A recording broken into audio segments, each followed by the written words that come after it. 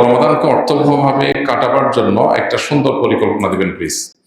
রমজানকে অর্থবহভাবে কাটাবার জন্য বেশ কিছু পরিকল্পনার কথা আমরা বিভিন্ন সময় বলার চেষ্টা করি। এর মধ্যে নাম্বার 1 হলো রমাদান মাসে আমাদের ইবাদত বন্দেগী যেন সঠিকভাবে হয়, রমাদানের যে উদ্দেশ্য তাকওয়া অর্জন সেটা যেন সঠিকভাবে হয়, সেটার জন্য গুনাহের যে রাস্তাগুলো আছে এগুলো সবগুলোর সাথে আমাদের কানেকশনটাকে ডিসকানেক্ট করা উচিত, যাতে করে আমার আমলগুলো নষ্ট না হয়।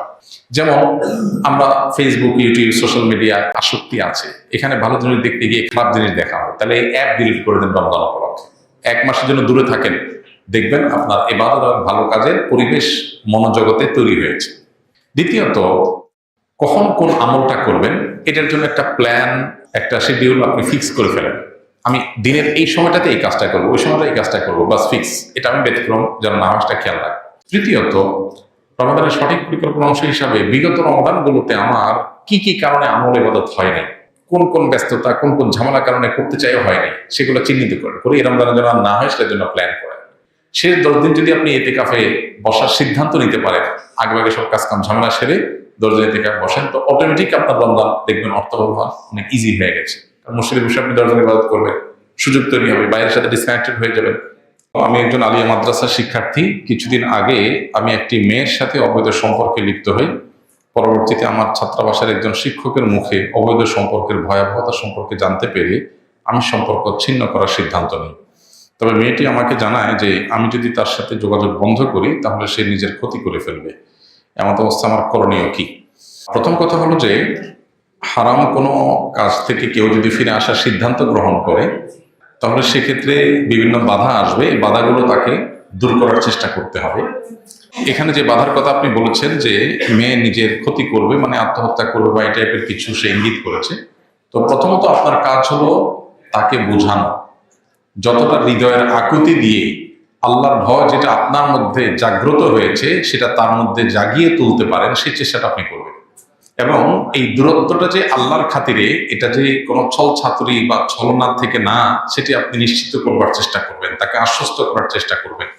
এর পাশাপাশি যদি দিনদারিতার কোনো ঘাটতি না থাকে, কিছু ঘাটতি তো আছেই, কারণ অবৈধ সম্পর্কে যে জড়িয়েছে তার দিনদারিতার ঘাটতি তো আছেই, তারপরে যদি আপনার সব হিসাব নিকাশ মেলাবার পর মনে হয় যে একটা দিনদার জীবনসঙ্গী হিসাবে তার সাথে জীবন পার করা যায়, তাহলে সেক্ষেত্রে প্রয়োজনে সকল সম্পর্ক দূরে রেখে বৈবাহিক এবং হালাল সম্পর্কের জন্য সিদ্ধান্ত গ্রহণ করবেন এবং সেদিকে অগ্রসর হবেন।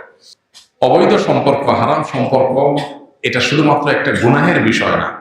গুনাহ তো বটেই, এর কারণে জাহান্নামের শাস্তি তো আছেই, এর মাধ্যমে আমাদের ইমানের শক্তি ধ্বংস হয়ে যায়, তাকওয়ার শক্তি শেষ হয়ে যায়, আমাদের আধ্যাত্মিক ক্ষমতার শক্তি এগুলো শেষ হয়ে যায়, আল্লাহর সাথে কানেকশন ডিসকানেক্টেড হয়ে যায়, শয়তানের সাথে আমরা লিঙ্কেড হয়ে যাই, নানাভাবে ক্ষতিগ্রস্ত হয়ে আমরা, জীবনের বরকত উঠে যায়, সুখ উঠে যায়। এই জন্য হারাম সম্পর্ককে না বলতে পারা এটা অনেক বড় একটা সিদ্ধান্ত, এবং এই সিদ্ধান্তের উপরে আপনার শুধু আখিরাত নয়, দুনিয়ার বহু কল্যাণ এটার উপর নির্ভর করছে। পৃথিবীতে যে সমস্ত সমাজে এই বিবাহ বহির্ভূত সম্পর্ককে তেমন কোনো দোষের বিষয় মনে করা হয় না, যারা এটাকে র্যান্ডম অন্য 10টা সাধারণ বন্ধুত্বের মতো মনে করে, অবৈধ অন্যায় মনে করে না, সেসব সমাজগুলোতে অনেক চকচকে তকতকে আপনার লাইফ বাহ্যিক এবং খোলা চোখে আপনি দেখতে পাবেন, কিন্তু ভেতরে একটু ঢুকলেই দেখবেন হতাশা, ডিপ্রেশন, অশান্তি এগুলো পরিপূর্ণ হয়ে আছে। এজন্য আল্লাহর জন্য হারাম সম্পর্ককে না বলতে হবে। এখন যাকে আপনি এতদিন হয়তো বিবাহ করবেন প্রতিশ্রুতি দিয়েছেন, ওয়াদা করেছেন, তিনি হয়তো মনে করবে আপনি কোনো কারণে প্রতারণা করছেন, এই জন্য তাকে আশ্বস্ত করবার জন্য সেরকম হৃদয়ের আকুতি দিয়ে চিঠি লিখে, মেসেজ লিখে, মেইল পাঠিয়ে তাকে বোঝাবার চেষ্টা করেন। এবং সেই সাথে যদি বিবাহ করার মতো হয় বিবাহ করে ফেলেন বা বিবাহ করার প্ল্যান করেন, কিন্তু সম্পর্ক বলেন যে আপনার কোনো সম্পর্ক থাকবে না।